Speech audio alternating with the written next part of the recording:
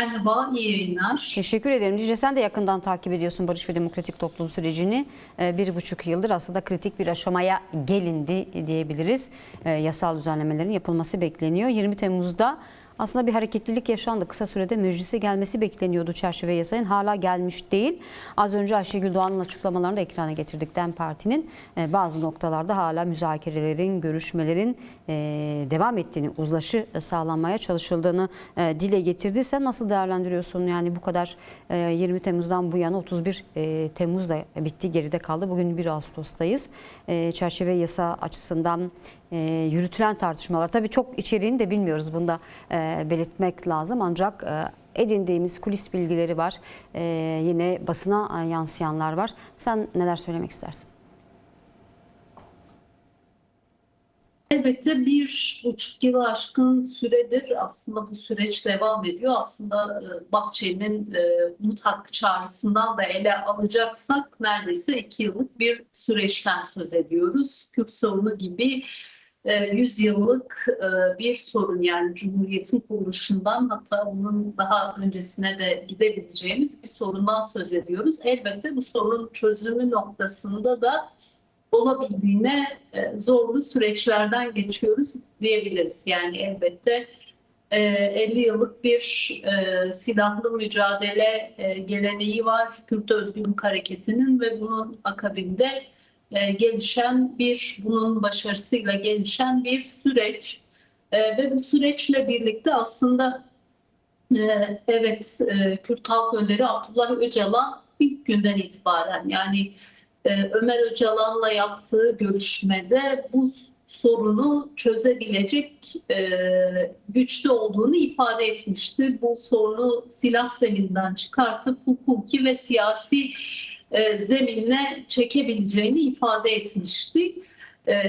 Ardından da zaten 27 Şubat'ta yaptığı Barış ve Demokratik Toplum çağrısı var ve bunun akabinde birçok gelişme yaşandı ve Kürt Özgürlük Hareketi, Kürt halkı bu süreçte ana müzakerecisinin Abdullah Öcalan olduğunu ifade etti, altını çizdi. Yani her açıklamada biz bu durumu görüyoruz. Ve aslında 20 Temmuz'da yapılan görüşmede de bu noktada bir mutabıklık sağlandı ve çerçeveye dair, yani en azından oradan doğru yansıyan bilgiler üzerinden bunu ifade edebiliyorum. Yine 21 Temmuz'da İmralı heyeti üzerinden yapılan açıklamada da buna benzer vurgular vardı ve yasal sürece geçilmesi gerektiği yönünde ve süreci negatif kısımdan pozitif kısma taşıyabilecek noktanın da yasal çerçeve olduğu vurgulanmıştı. Burada bir mutabıklık vardı. Ancak 20 Temmuz'dan sonra yani çerçeve yasa, yani ki iktidar kanadının tarafından bu çerçeve yasa olarak tanımlanıyor. Kürt Halk Önderi Abdullah Öcalan tarafından da bu yasa kök yasa olarak tanımlanıyor ve buna dair belli ki mutabık kalınan noktanın dışına çıkmaya çalışan bir anlayış var. Yani aslında Kürt Halk Hareket Önderi yönetimi de Abdullah açıklama Öcalan'ın yapmıştı neden Dicle. yasa... 2 gün önce hareket yönetimi de açıklama yapmıştı ve tam da söylediğin noktalara dikkat çekmişti. Tabii belirlenen çerçevenin dışına çıkmaya çalışan bir anlayış var dedin. Özellikle istersen biraz dili konuşarak da devam edelim. Çünkü bu önemli. Şimdi 100 yıllık bir sorun çözülmek isteniyor. Ancak söylem, kullanılan dil ve aslında dil zihniyetinin de yansıması diye de değerlendiriliyor. Aynı, yani bundan 20 yıl önce Kürdistan Özgürlük Hareketi nasıl tabir ediliyorsa, nasıl tanımlanıyorsa bugün de çözüm süreci masada da aynı söylemler kullanıyor. Buna dönük neler söylemek istersin? Elbette dil çok önemli, kritik bir yerde duruyor. Çünkü siyasetin dili toplumun dilini ve sürece bakış açısını değiştiriyor. Yani eğer bugün Türkiye toplumunda bu sürece dair çok daha fazla katılım yoksa bunun nedenlerinden biri iktidarın kurduğu dil. Çünkü iktidar ilk günden bu yana silahların susmasını sanki çözülmüş gibi lanse etmeye çalışıyor ama Yani silah sadece bir sonuç.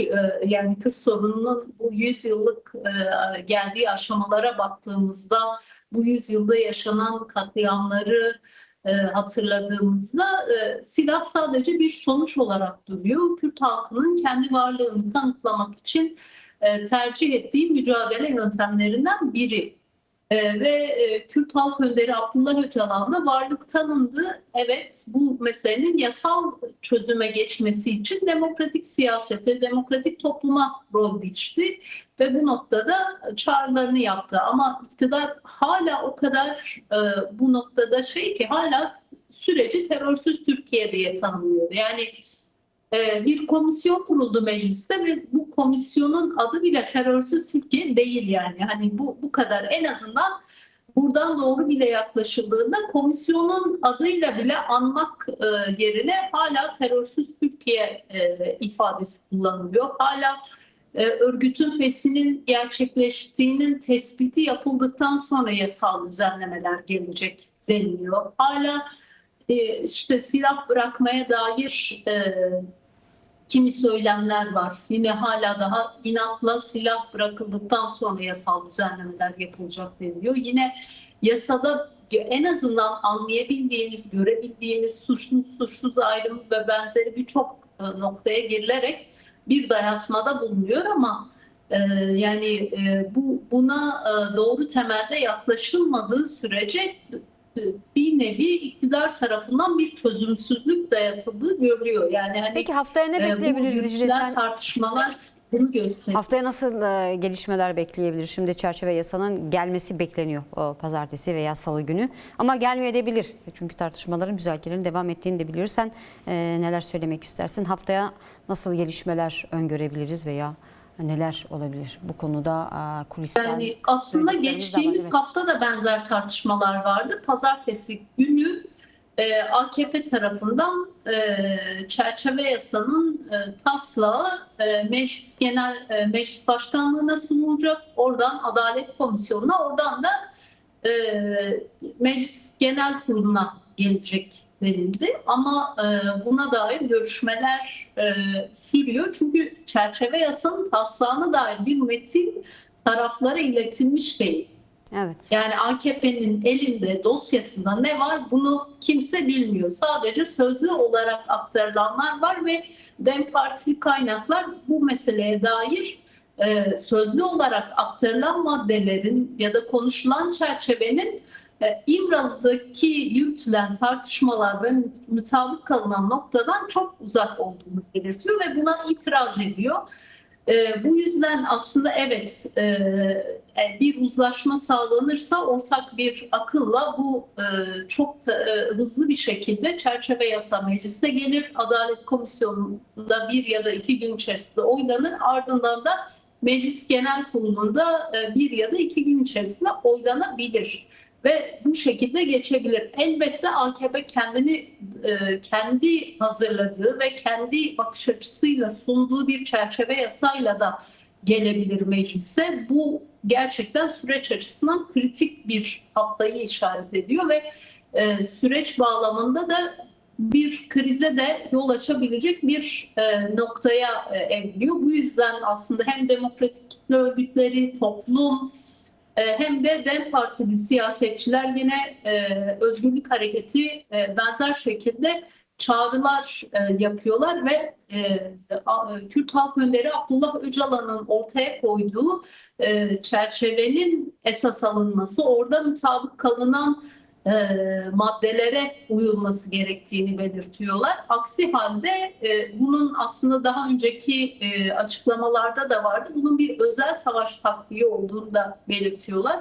Biz bir çerçeve yasa getirdik ama buna uyulmadı deyip süreci bitirmeye yönelik de bir hamle yapabilir AKP. Ama dediğimiz gibi bunun kendisi bu verilen tüm çabayı boşa düşürecek ve Orta Doğu cehennemini daha da büyütecek bir sonuca yol açabilir.